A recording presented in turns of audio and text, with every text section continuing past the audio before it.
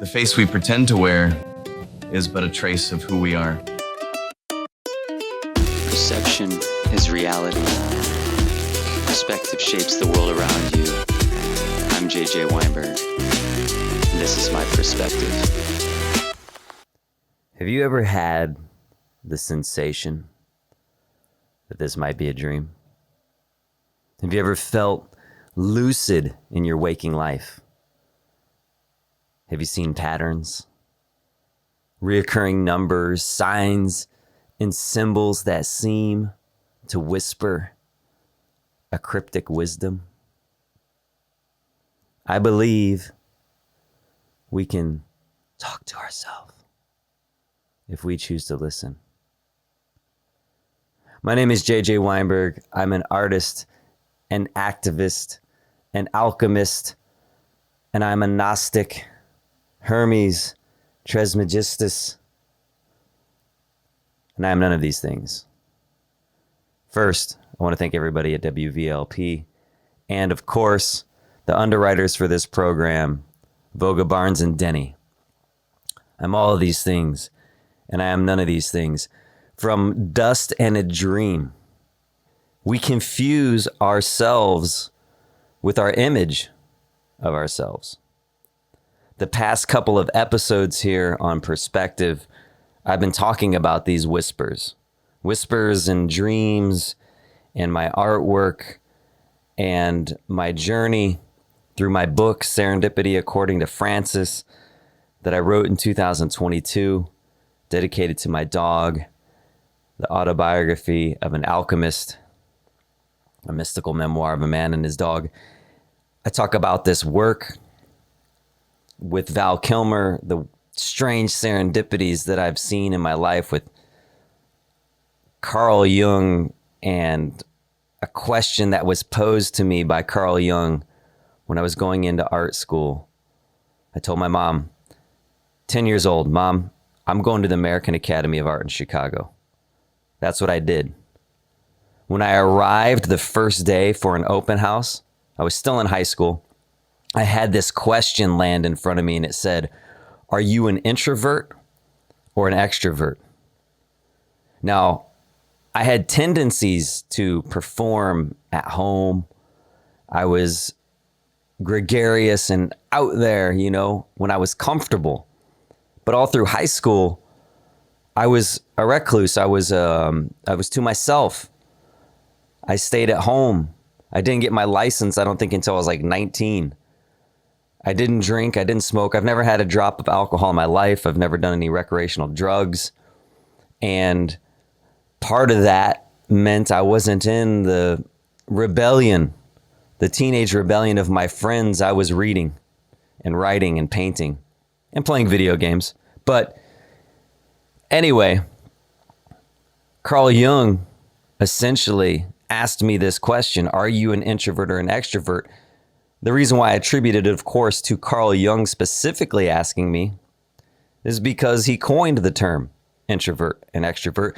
Carl Jung also coined the term synchronicity. And the persona, which I talk a lot about in the last couple episodes, we'll talk about it all the time here in Perspective.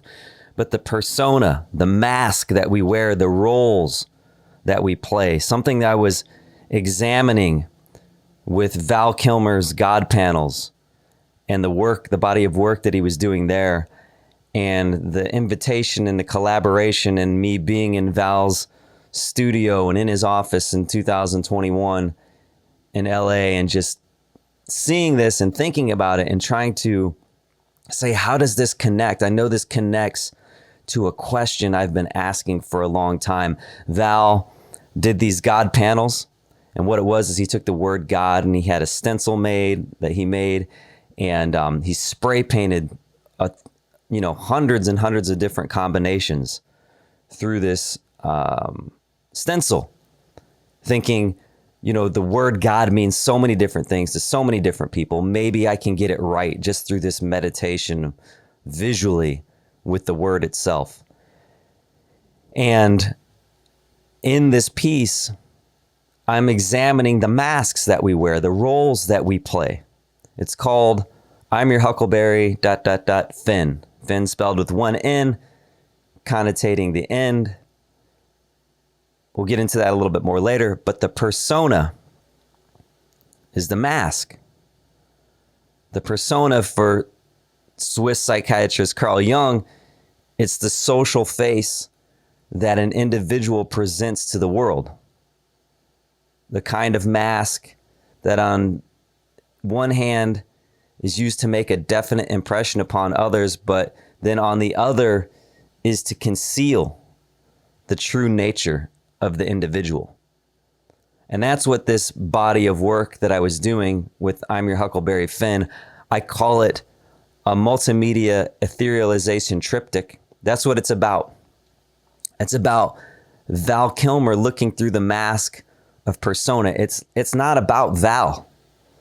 There's a song that I co-opted from myself from 26 years ago that makes its way into this piece. And the song, I just kind of always titled it Lucidity. I never gave it a real specific name, but it became a part of this piece. And in it, I'm asking this question about the masks that we wear. The first lyric says, "There I go again, and I'm a whisper in the wind. I close my eye and try to find the place where we begin. The face I pretend to wear is but a trace of who I am. You ask who I'm singing of, love, it's both me and him."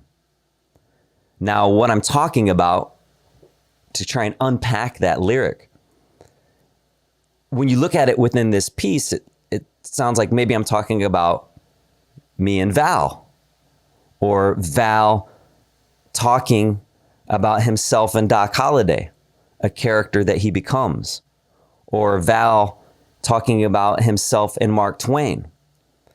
It's both me and him. But when I wrote this lyric 26 years ago, it really had a lot more to do with my Messiah complex.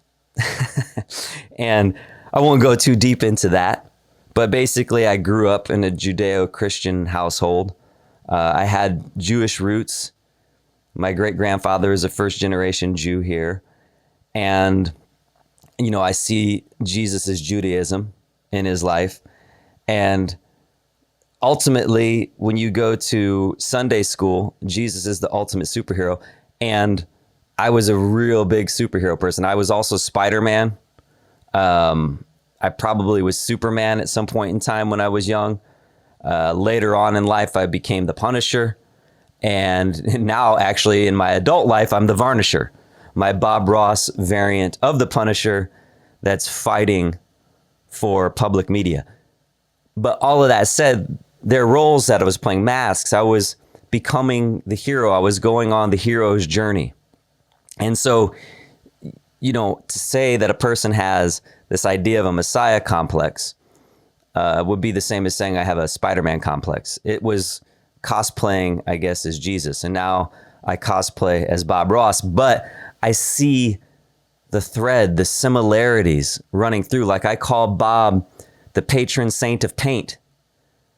And if you look at my Happy Little Hairdos series, this is a body of work that I've been working on since 2014. So 12 years now. Actually, 12 years March. It was March 14th, I think, when I first started, somewhere around there. The Happy Little Hairdos, the first illustration I did of Bob. And we all know Bob because of his fro.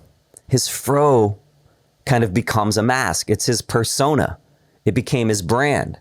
So Bob couldn't change his hairstyle. He was somewhat arrested by his hairstyle. It became a prison. His fro became his prison and his mask. And so I was like, when I drew this image of him with a massive fro, I was like, it'd be funny. I wonder what Bob would look like bald, or what would Bob look like with cornrows or a mohawk. And so that's what started Happy Little Hairdos. But one of the first drawings that I did on top of the original illustration, it's colored pencil and ballpoint pen, just on a regular piece of paper, right? One of the first drawings that I did was Bob with long hair, his famous smile, and a crown of thorns. And I gave him, you know, he brought up his hands would do a peace symbol. And that's the patron saint of paint. But all you have to really do is bring down Bob's perm, unlock his curls, and he literally becomes a visage of this symbol of what people imagine Jesus to look like in some capacity. Long hair, beard, you know what I mean? And Bob is the patron saint of paint. It's like when you look at it, his calm, quiet demeanor, his positivity, saying your imagination is the key. That's what this piece that I created, the I'm Your Huckleberry Finn, that's what it's saying. That's what so much of my music and my art is trying to say. In general, I'm right there with Bob. I'm right there with the idea of Christ saying, and the I am, Exodus 3:14, I am that I am. It's the technology of spirit, the imagination, the creative power. Viktor Frankl, we've talked about him so many times here on Perspective, says that a human being is a deciding being. And so we've talked about how that's the one thing that he was saying in Nazi Germany that couldn't be taken away from him. Even though they stripped away every last vestige of autonomy, they couldn't take away his power to choose, his power to choose how he would react. And that's where his book came from. So with Bob being the patron saint of paint, he says, you can move mountains. And Jesus says, if you have faith as a mustard seed, and we're going to talk about the mustard seed in a future episode, if you have faith of a mustard seed, you can move mountains. They're both saying you can move mountains. And it's just about life as a canvas, life as a dream. If you become lucid in your dream, you control the dream. If you wake up and you reflect back on your dream and you think about people you ran into, you didn't run into anyone but yourself. And a lot of times what I'm saying with perspective is we're really running into ourselves. We're running into the roles that we're casting on other people. We're running into our own projection. And we're trying to fight the projection. We got to go back to the source, back to the light. And so the actor's role is greater than the sum of his parts. But we all take on roles, employee, boss, husband, father, mother, and we forget ourselves for our mask. So I have Bob with his fro, and you know, one of the early drawings that I did in this series was Bob as Iceman from Top Gun and Maverick. I put just the helmet on him. Then I did Bob as Doc Holliday, one of my favorite characters on film ever. Amazing. I did an illustration of Bob as Mark Twain, another one of my favorite figures in American history. And it was all serendipitous to what would come later, years later when I would be inside of Val Kilmer's studio in his office and see his own work of himself as Doc Holliday. Paintings that he'd done. Paintings of Mark Twain, who Val had a huge reverence for. And the notion, again, of the serendipitous golden thread that pulled it all together.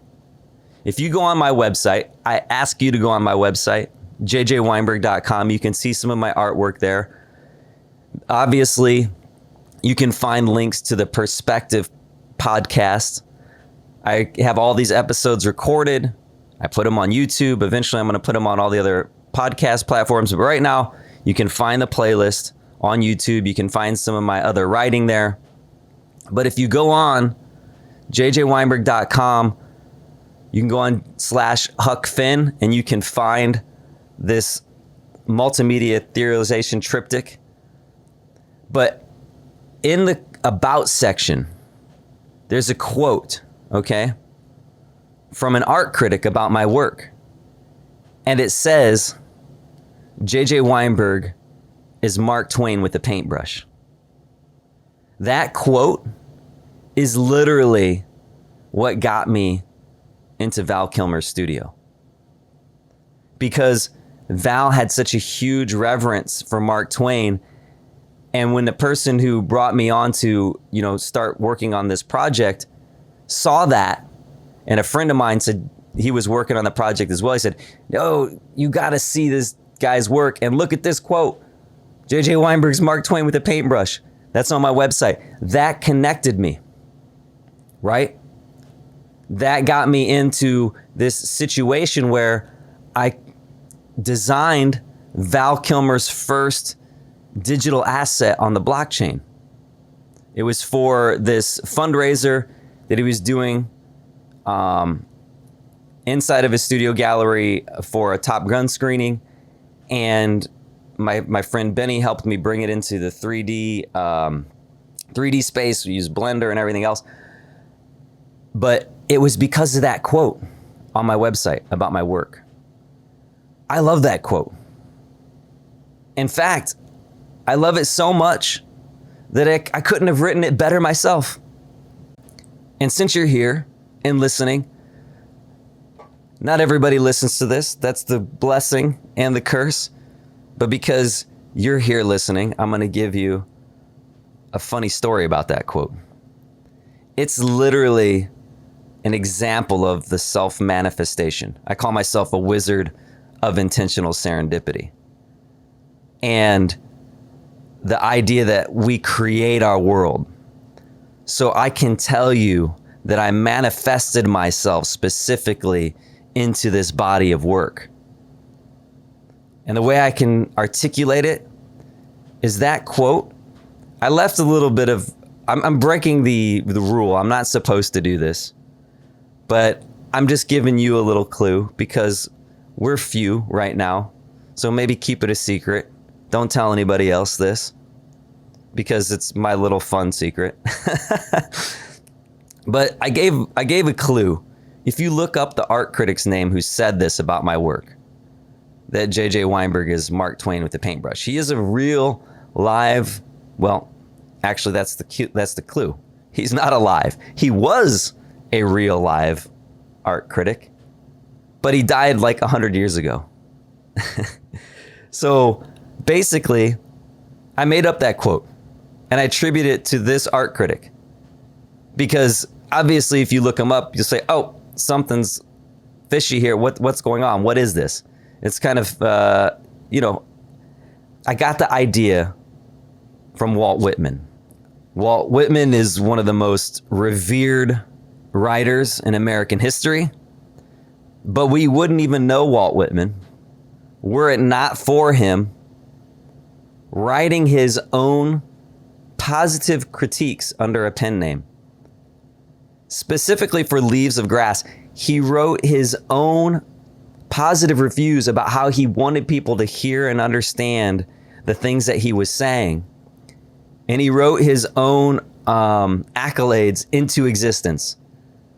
We can do this. We do this on a daily basis. We write our own script, our own story. If we're conscious, if we're paying enough attention to show up to the task. And so Walt Whitman wrote his own rave reviews, and those rave reviews became reality. And I heard that, and I remember that. I've always taken that with me. And so when it came time to flesh out my website, I was like, yeah, this is how I want people to see my work. I want people to understand that I feel like there's a literature to my visual art.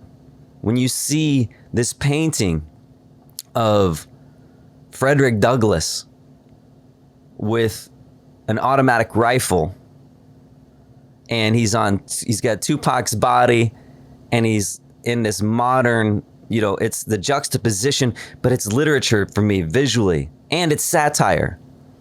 So it lands exactly at Mark Twain. So I feel like Mark Twain with the paintbrush. If I say that about myself, people might say that I'm thinking I'm too self-important. But I can have an art critic tell them, this is what J.J. Weinberg is. He just happened to be dead for 100 years. But by having that on my site, it literally changed my life. And it literally brought this piece of artwork together. The dog tag, God tag that I wear around my neck, this piece of artwork with the circumpunct in the center. But we can't forget ourselves for our mask. When we look at Val in this piece, they say that eyes are the window to the soul, and in the piece it says, whose eye is this? I capitalized, I am. Whose eyes am I looking at when I see Val with the mask of Doc Holliday on? When I see Val with the mask of his last speaking role as Mark Twain? And then tense serendipity of all of it coming together. Bob, his fro, was his persona. Jesus was a persona, a mask for the Christ, the dreamer. And I'm saying in that first line in my song Lucidity, it's both me and him. I was saying it's both me and Christ that you're seeing. The face I pretend to wear is but a trace of who I am. Who I am. I am the dreamer. I am one with the Father who sent me. These sound like bold claims, but I'm saying the delusion isn't of grandeur. The delusion is of mediocrity. The chains that have been put on. You are the dreamer. So that's the vision I've been circling as a Gnostic since I was probably 19 years old. Before that, reading books, all these different things. But I was 19. I saw this 4.5 foot icicle hurtle down like a missile from a skyscraper. I'm at the American Academy of Art. I was probably skipping my life drawing class, sitting in the window, contemplating timing. Why did this guy just get caught at that red light? Ooh, I wonder if he's going to be late for work now because he got caught by that red light. And he just missed it by like 5 seconds. And if he wouldn't have had to stop to clean up the pee from the dog that he rescued, because he was doing a good thing and he rescued this dog, but if he didn't have to stop to clean up the pee from the rescue dog, those 5 seconds, he would have made it through that light. He would have made it to work and he wouldn't have lost his job. That was the meditation that I was having as I'm watching this guy catch the red light. And then as I'm in that zone, this is probably 1998. As I'm in that zone, thinking about that, I see this bike messenger ride by. It's the dead of winter, so I see the trail of his bike. I'm only 2 stories up, so I see exactly where he rode through. And then about 3 or 4 or 5 seconds after he rode through, this icicle, 4.5 foot, I mean like a stalactite, flying down, hurtling this missile. It was massive, shattered right on the line of the trail of his bike tire. The odds of it, I might be the only person in the world that saw that, but I was like, oh my God, what is that? What is that? That guy just missed certain doom. And he was pulled towards something. And maybe the guy that caught the red light and losing his job set him in line for the next thing. But later on that night, I heard the whisper of love from Jupiter. Science talking through this whisper. I was working on the project for school. I had the Discovery Channel on in the background, and to kind of summarize it, this is a more basic version, but the idea was that Jupiter's space in the solar system, where its placement, that if it were out by like a centimeter, and I'm being a little bit emphatic with this. It might not have been a centimeter, but the idea stands. If it were just out by the equivalent of a centimeter, that its gravity would, as strong as its gravity is, as much as its mass pulls in its belts, its gravity wouldn't have been enough to stop certain debris from hurtling towards Earth, smashing into Earth, and then destroying the capacity and the ability for us to have life on Earth, for the environment to exist. So I was like, whoa, that's Jupiter. That's the whisper of love through science. Like, we wouldn't exist without Jupiter, but Jupiter wouldn't exist without us being able to give it a name, without us naming it, like Bastion in the Never-Ending Story. So when people ask me, what's my painting that I had in the Midwest Museum of American Art, my painting, The Seduction of the Rabbit, they say, what is this painting about? And I'm like, how long do you have? How long do you have? This is what I'm trying to, this story that I'm telling you now that stretches out over 26, do you have 26 years to listen? When I see the dog tag on my neck, this talisman that I wear, an extension of the work that I did inspired by the God panel that I own from Val Kilmer's collection. When they ask, how long do you have? I mean, we're 26 minutes into an episode. Do people even have long enough to listen to this far? I mean, you do. Thanks for going on the journey with me. But then how do you describe it to someone else? We watch this drama unfold on the screen of our life, but we are the sleeping queen or the lucid king, the royal tomato. I've probably talked about the tomato on the fridge here in a different episode. If I don't, I talk about it in my book, Serendipity According to Francis. We'll get into it another time. But it's from the basic aspect of it is I had a dream. Forget it, I'm going to get into it right now. I had a dream, again, around the same time I'm writing this song, Lucidity.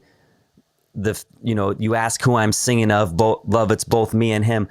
I woke up from the dream realizing and understanding, because I saw these paintings in a dream and I was jealous of the paintings. I was envious. I was like, man, I wish I could do work like that. And then I woke up further and said, wait a second, those were my paintings. They didn't exist outside of my imagination.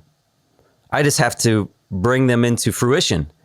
And with this piece, I'm Your Huckleberry Finn, I literally feel like those paintings were what I saw in that dream 26 years prior, 27 years prior, whatever it was, 25 years. But when you wake up and you realize that you are all of the figures in your dream, you might run into an avatar of your dad or of some politician or of some figure in world history, but it's you. It's you and your understanding of who that person is. It's not them. They don't have autonomy. And so much of that autonomy we strip away from people in our waking life is what I'm trying to say. We strip away that autonomy from ourselves because we forget that we're playing a role. We're wearing a mask. But if you wake up and become lucid in the dream, you start to change the set, just like if you wake up and say, wait a second, this is a role I'm playing. I'm actually the actor. But wait a second, the actor gets his cues from the director, and the director has to follow the screenplay. You're the screenwriter. We are God's drama. We're the dreamer's entertainment. We're figments of the monad's imagination. We are the one seen through the many. Like my 10,000 Bobs in the Bobberverse. We wear the mask of the timeline that we've chosen to embody. We are acting a role, but it's all a projection. We are the light. I am that I am.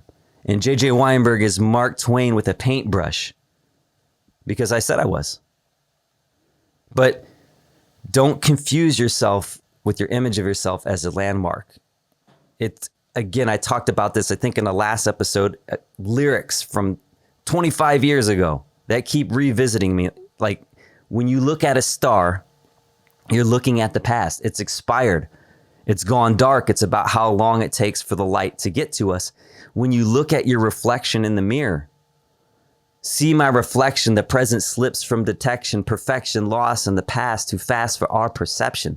By the time the light bounces off the mirror and comes back to your eye and processes in your brain, you're looking at the past. If you get at the speed of light or beyond, you're looking at the past. So if you look at that reflection of your physical self, it's a mask. That's what I'm trying to get into with this body of work that has Val's image as a younger man, as Mark Twain, Val's image of himself as Doc Holliday. But I'm talking about the mask, the dream and film as an allegory for choosing ourselves. It's not about Val. The actor's role is greater than the sum of his parts. So to be fully present, not even just standing in front of a mirror, because that's reflecting the past. To be fully present is to say that I can be my true self, pure potentiality. But to truly decide, you have to be fully present, and most of us aren't. Viktor Frankl, a human being is a deciding being.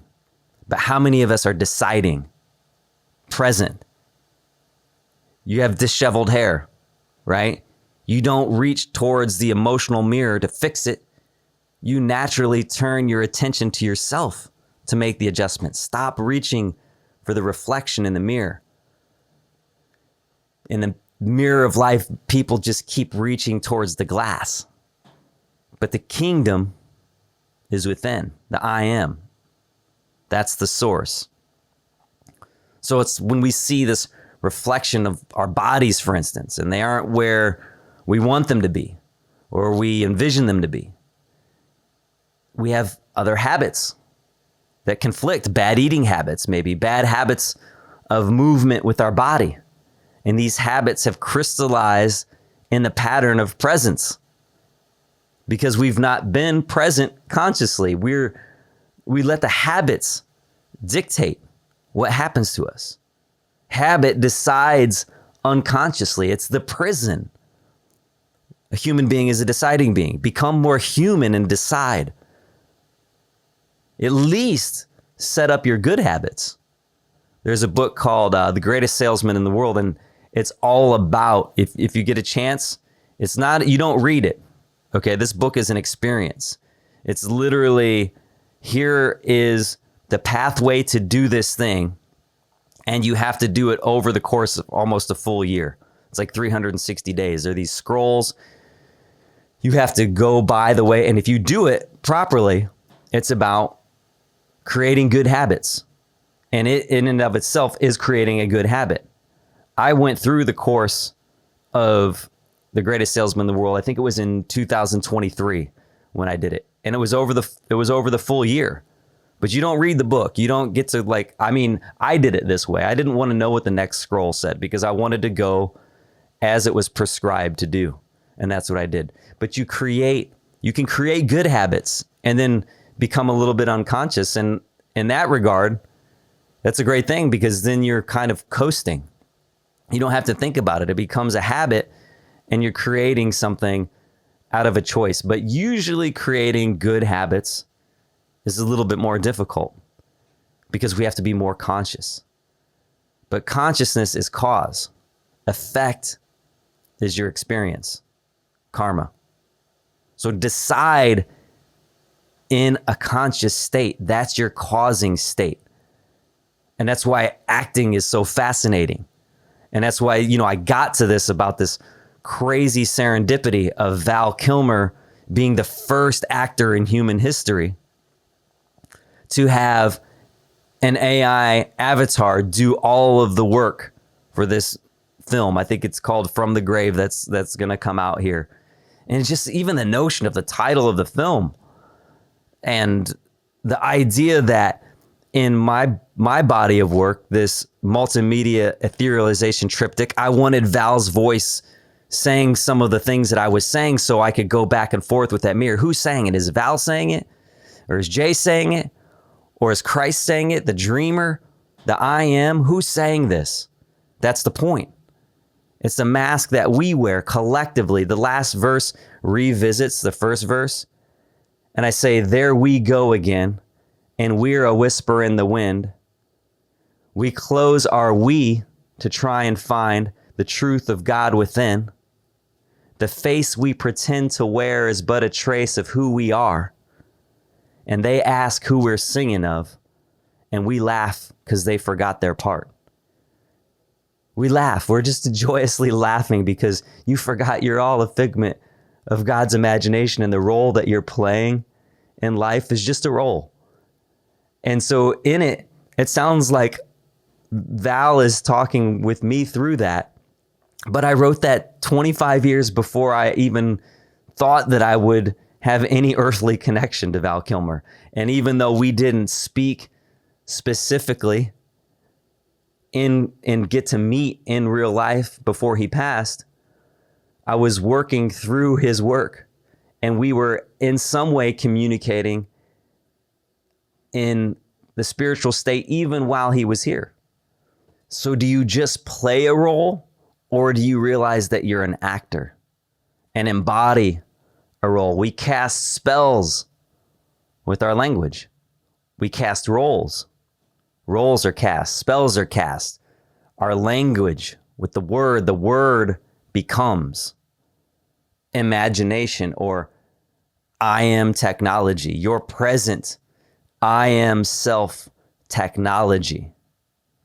And this body of work, if you get a chance, jjweinberg.com/HuckFinn, you'll see, and Finn with one N, you'll see the Finn being finito, finished. At the end of a French film, you see it say fin, right? And this is the end, or is it? But if you go on, you'll see me 3D printing with my friend Benny. You'll see me 3D printing that I carved out through all of the imperfections of, quote unquote imperfections of my God panel. I carved around it. We made this 3D template so I could print and spray paint and do the work that Val couldn't do, being that he wasn't well. I could spray paint through to put onto the canvas. So the digital became physical. And then if you watch the whole piece, it returns back to the digital. The spiritual becomes physical and returns to the spirit. The allegory of the digital here and the technology. I am is the technology that manifests, that put me into Val's studio by me saying, JJ Weinberg is Mark Twain with a paintbrush. Me self-declaring brought this into experience. With a 3D printer, I have a piece in my imagination. It's information that goes into a digital system and becomes a physical reality. This is happening now. Something that we would have looked at 100 years ago and said is absolute magic. Because it is. Now we understand it and we can unpack it. But what if we can unpack what the mystics have been telling us, what Christ has been telling us, or Arjuna, or any of the prophets, Muhammad, if we can look at it and say, oh, this is the technology that we can unpack here. I'm not talking woo-woo. I gave you I put that on my website and it connected me, right? And all of this can be uncomfortable, but it's crystallized behavior. The accumulation of where we have and where we haven't been present. So you look at your life, your body, your bank account, your relationships, whatever it is, if it doesn't match how you feel, it's not an attack, it's just information. So if I'm broke or I'm out of shape or I'm not where I want to be, it's not a judgment of self, it's a recognition of a pattern crystallized and a role that we're playing. It's a karmic residue of repetition, of habits that have been allowed to run without awareness, because we tend to live in a kind of trance, not present, not choosing, just repeating. Again, perspective. That's why I call this show Perspective. It's so important. It's so powerful. We're running scripts that have solidified over time, and then we begin to mistake those scripts for who we are. But trance isn't the self. It's not the screenwriter or even the actor unmasked. The trance is just a pattern that can be changed, but only from presence, only if we take off the mask and remember our true self of pure potentiality. We have to step out of the loop long enough and say, that's not me. That is what I've been doing. And that distinction can be everything. It's the moment that we can see it clearly and we don't have to judge ourselves even with shame. It's just truth. And we reclaim authorship. Again, this piece, it came to me in a dream.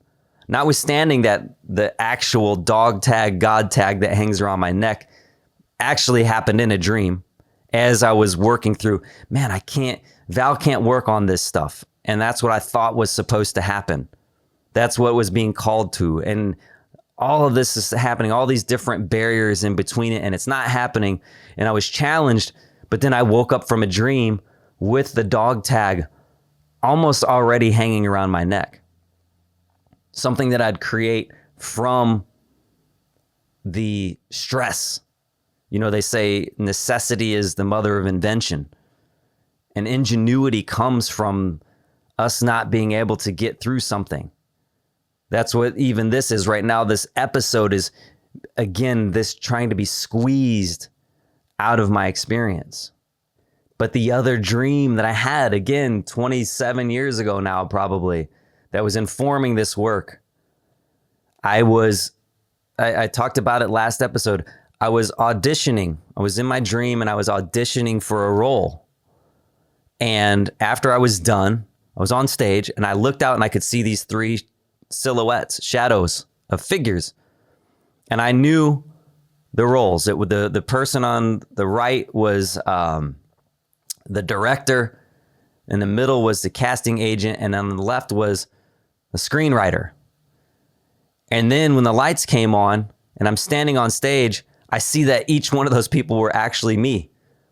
Visually, I could see myself on each face. It was my face 3 times over. And then I moved. It's like my perspective shifted and I went into the others and I saw myself auditioning on stage and sitting next to myself and auditioning for myself. So when you go to jjweinberg.com/HuckFinn with 1 N and you watch this piece, that dream is embedded in it. That's what I was talking about when I was trying to create it in a piece of artwork. It's just one of the many paths that this piece of artwork is trying to articulate. The digital becoming physical, the technology of I am, discipline, the acts of patterns, and bringing them into agreement with what you know yourself to be, your I am. Be still and know that I am God. I am God. I am God. It probably makes you uncomfortable when I say it that way. But Psalms 46:10, be still and know that I am God. Within mystical context, it's interpreted as an activation code for the monad, the true inner divine self, to break through material programming and awaken conscious unity with the Creator. Your sleeping, dreaming kingship, queenship, the technology of I am, spell casting a role. So we find that it's misunderstood as a Gnostic, as a person who wants to go deeper into the mystical ideas of all religions and ask the question, what are we trying to articulate here? Often it's misunderstood through dogma, the strict rules of a religion. They get it backwards, But if you look at it backwards, words, not words, but words. If you look at it backwards, if you look back at the word made flesh, the word I am, if you look back at the word, if you reflect on it, reflect on dogma, the word, it says, I am God. Be still and know that I am God. The circumpunct. I saw the circumpunct in the sky. It was in 2022 when I'm writing my book, Serendipity According to Francis. And I saw the moon with the halo hanging around it. Talking to my friend Ryan, he's like, you see this? I'm like, I see this. We're talking back and forth. This circumpunct in the sky, I saw it and I said, I don't know what that is, but that's something saying something to me, like in language, not to me, to everything, but I'm the one experiencing. So to me, yes. So I'm like, what is it saying? I know that that's a symbol beyond just an abstraction of what is something saying. This symbol means something. I know it does. And I don't know what it is, but I know it's going to be important to me. And I wrote about it in real time.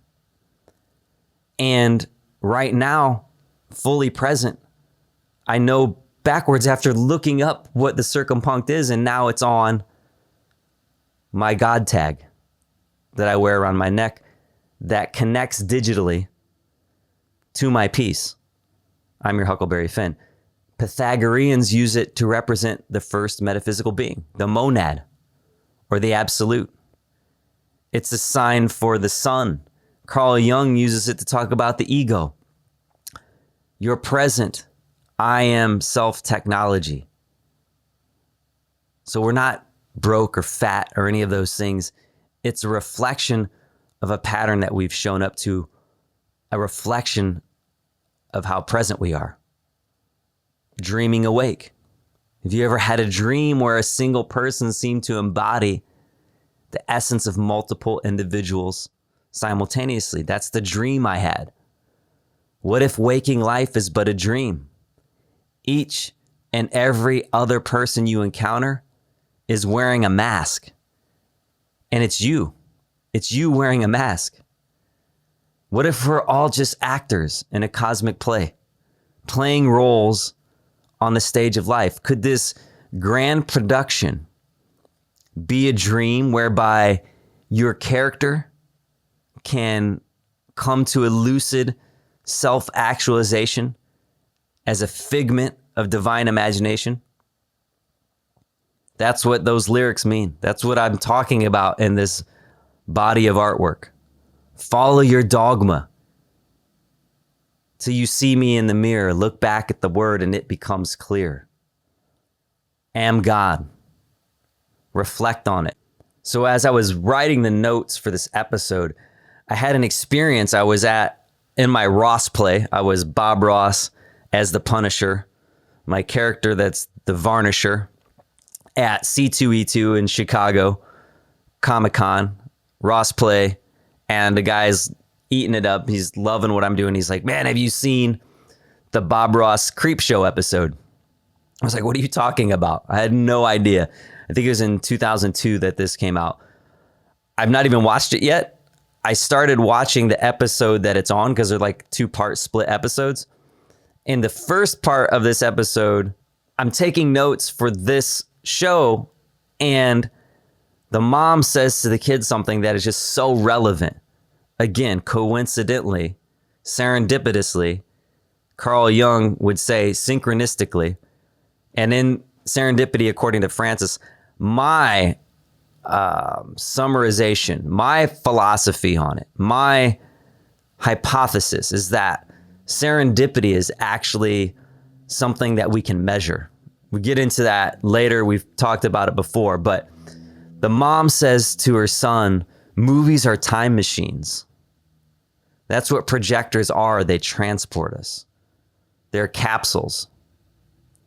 And I'm eating my lunch listening to the mom say this, and I'm like, this is exactly what I'm talking about right now on perspective. So I was like, I have to put this down. She says, with one flip of a switch, we will be together forever, just like in the movies. And I think about how we're present with people through film. And all of this is rolling back around to the idea of AI wearing Val Kilmer's mask so that Val Kilmer can wear another mask in a different role posthumously. Even though, again, Val said, there's a quote, I think he was talking to either Bruce Lipton or Larry King. I think it was Larry King. And I talked about this last episode. I sampled part of that voice to help bring Val's voice magically through the technology of AI and IM to say these lyrics from these poems so that I could create that aura. But he says, I don't believe in death. And so we don't go to the movies. I've talked about this in past episodes. We don't go to the movies to see Val Kilmer. We go to see Val's genius in disappearing into a character. I brought up the example of Gary Oldman. Gary Oldman disappears. I watched a whole movie, talked about this in the last episode, Nobody's Baby. By the end of the film, I didn't even know who it was because I started it early. I didn't know. I just caught it randomly on HBO or something. And I was like, who was that? It was a great role. I see it come up on the credits, Gary Oldman. I'm like, get out of here. I watched a whole movie not knowing it was him. Daniel Day-Lewis, he becomes Bill the Butcher. He becomes Lincoln. He disappears. Barenthal, John Barenthal is a great Punisher. We cast him because he looks like the character that was drawn in the comics. Like, he fits the vibe, he fits the tone and the look. But the episodes that I was talking about probably 2 episodes ago, it was about this notion of AI creating a character that exists in their own metaverse. And then that connected back to me talking about the Actors Cube in 2021 or 2020, I think it was. You can find that again. Go to Perspective, go to the podcast. You can find a video podcast of me talking about this.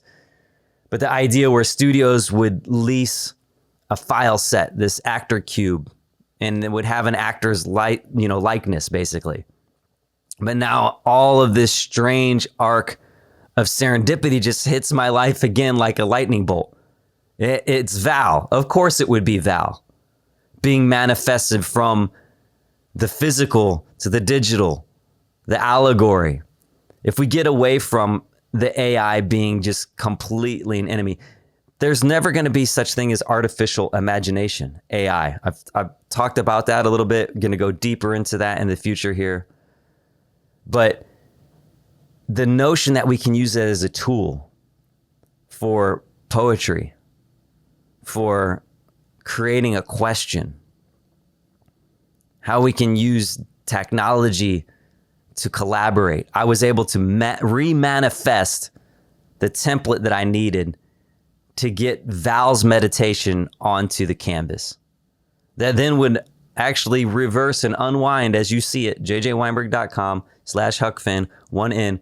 Go check it out on there. You'll see it reverse backwards and go back to the digital. I released the first screening of this on Good Friday, 2024. It would have been amazing. I should have planned it that way. But it was only the adversity and the challenges of trying to see and find what this work was calling from me. Val's health and not being able to work on it physically, it all orchestrated it to fall on that date. I wasn't choosing it specifically, and I was like, wait, Good Friday, this is wild. It's both me and him. So years after beginning the work, it lands on that date when I do the screening. Serendipity. I was 18 when I read The Soul's Code. This book changed my life. If you've not heard of The Soul's Code, pick it up. I was led to The Soul's Code by Deepak Chopra's Path to Love. It was one of the first books that I read in this, alternative spiritual space. And I love Deepak. He put me on a path, but even now, more recently, I've learned Deepak's kind of like, there's a documentary his son came out with that's kind of like, yeah, but you got to look a little bit at other things too with my dad. And so he has that thing with his dad. I discovered the path to love in my dad's basement. Why was this book in my dad's basement? My dad wasn't like that with me growing up. I didn't see or hear or get any of those kind of vibes, those kind of books, that kind of information. So what was this book doing in his basement? It was there because of his alcoholism. My dad was an alcoholic. The book was part of a prescription through, I think, his sponsor or somebody when he was doing AA stuff. And his alcoholism manifested, as I said at the beginning of this episode, I've never had a drop of alcohol in my life. It was because of my dad's alcoholism. For me, it was the exact setting that I needed to become the character that I would become. That's what James Hillman's Acorn is about. He's a student of Carl Jung. That's what he's talking about in The Soul's Code. That I chose that situation so I could rise to this occasion. I told my dad years later, my dad passed. It's crazy because I'm recording this episode right now that you're hearing on April 10th. Today would have been my dad's birthday, and we're going to a Cubs game. We go every year now around his birthday or on his birthday if we can, if they're playing, to, celebrate. But I told my dad after we made amends, if you've not seen the painting I did for my dad in 2016 after the Cubs won the World Series, again, Field of Dreams. It was one of those things that manifested through love, through gratitude. I did the painting for my dad because I heard the whisper say, ease his pain. And I did the painting as an act of alchemy, as an act of forgiveness, right? But my dad, I told him years later, like after that painting, and we started to heal and we started to talk even more deeply about these things, and very candidly, he was open to it because that shattered all of the chains. It broke all of the chains. And I said to him at one point, I said, Dad, you're like Darth Vader. And wow, that sounds like a massive insult, right? But if you look at Darth Vader, they say that Anakin was supposed to bring balance to the Force. He did. By creating the avatar of Vader, by his own shortcomings, he created the perfect stage for Luke to become who he was. If Luke didn't have to fight himself as Vader, if he didn't have to fight against that projection, then he wouldn't have become Skywalker. And that Luke Skywalker is what brought balance to the Force. So he brought it through Vader. And that's what I told my dad. And so we can transmute our base experience into something refined. My dad set the stage. My dog, Serendipity According to Francis, in my book, I wrote about all of these dreams, about these situations with my dad, about sitting in the window of the American Academy of Art and watching that traffic light at Van Buren and Wabash, and think about these series of unfortunate events. This guy that had to clean up the dog pee and ended up late for work and lost his job, but also maybe it saved his life. Maybe he missed a car crash later that night. Or maybe got into a car crash and died fatally. But that set up a love that would help his family in the future. And it was something that we don't know. The very first episode I recorded here was gratitude is a decision, not a feeling. Serendipity, seeing wonder in your life, is a decision. I'm running out of time, so we'll pick up next week right here, Serendipity on Perspective. The delusion isn't of grandeur. The delusion is of mediocrity. Be blessed, be still, and know that I am God. The face we pretend to wear is but a trace of who we are. Perception is reality. Perspective shapes the world around you. I'm JJ Weinberg, and this is my perspective.